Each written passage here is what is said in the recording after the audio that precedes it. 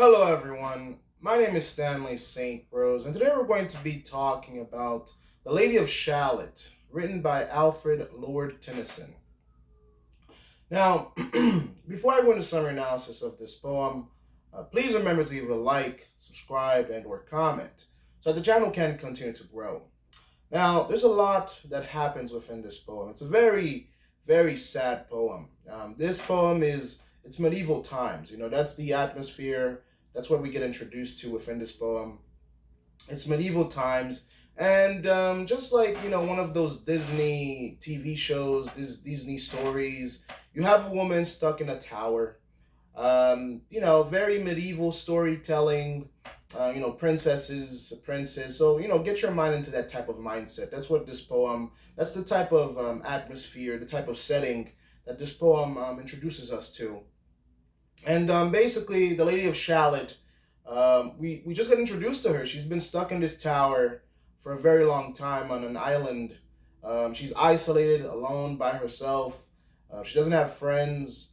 She's all alone, and it's quite sad. I mean, she's not, deathly alone to the point where she's crying to bed every night. We just know that she's alone. She's isolated. She doesn't have anybody to talk to. She can only see the world through this mirror that allows her to see Camelot.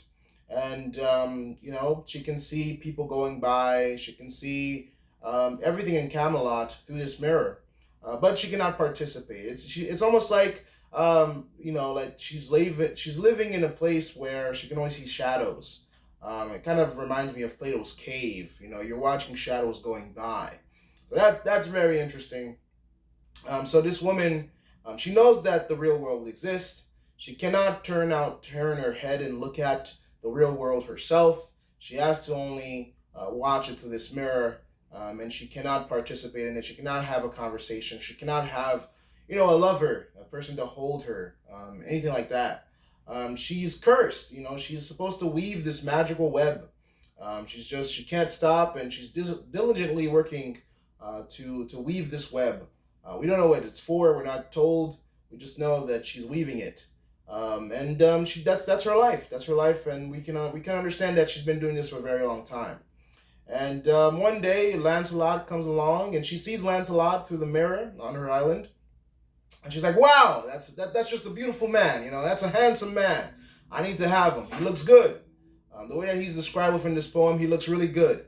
And she's like, "Man, I gotta have him. I gotta have him." And so she turns around because she's seen something in the mirror that looks so good to her that she's got to have it, and basically she turns her head, looks out the window, and she goes after Lancelot. She wants to go after him, and the mirror breaks, and so the curse is upon her. And by reading this poem, you're like, all right, this is going to go down. This is going to go down because she's broken, or I guess we can say that she's going to reap the consequences of the curse. If she had stayed weaving the web in the tower forever, she would have probably lived her whole life, and that would have been her whole life.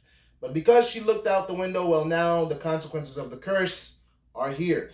So she makes her mind that she's no longer going to stay within that tower. She wants love. She wants Lancelot. Because he looks good. He looks really good. She wants a piece of that. And so the Lady of Shalott, she finds a boat. She puts her name on it. And she decides that she's going to sail to Camelot.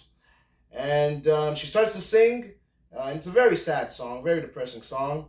But she dresses in white. She put pearls, all garments. And she's ready to go meet the people. She's going to hit the night on the town. She's going to have some fun. She's going to meet her lover, Lancelot. I mean, the stakes are high. The stakes are high. And, what basically happens before she gets to even the first house, or right when she gets to the first house, she's dead. She dies. She sings her song. She dies. She's pale. She loses her life, and she dies. And they get nothing but, I guess you could say, the corpse. But they do get an inscription saying that this is the Lady of Shalott. This is who she is.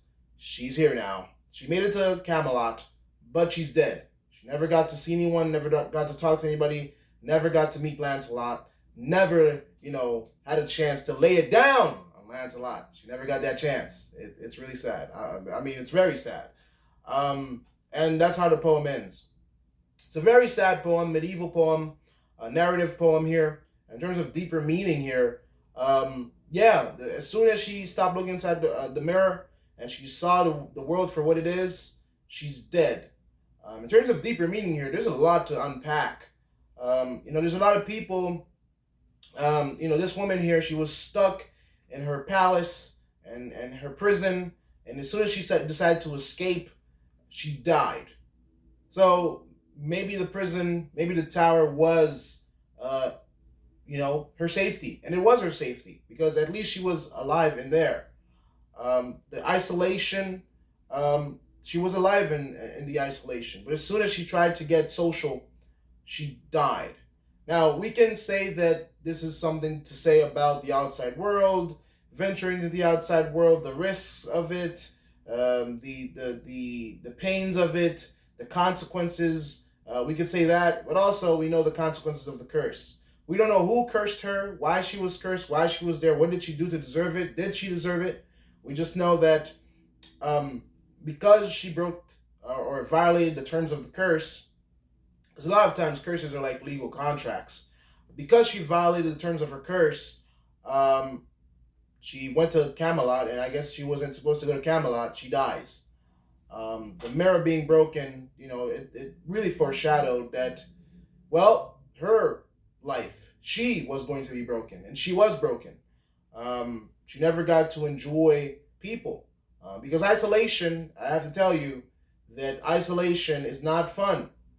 When you can't talk to people, you can't love, you can't touch humans, we have this desire to laugh, to talk, to be around people. We have this desire to love, to hug one another. Humans, that sense of touch is very important. This is why people hug each other, family members hug each other, have five. We like being around each other. This is why people wrestle and ruffle each other, and it's something about humans where one way we express emotion, one way we express our feelings is by touching each other, and so the lady of this lady here, she was feeling isolated, alone, no human interaction whatsoever, that she had enough, and seeing Lancelot's face. Seeing Lancelot's face is just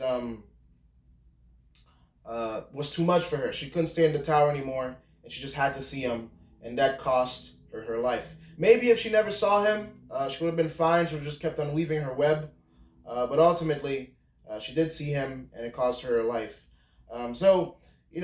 This is something that, looking in, for deeper meaning here.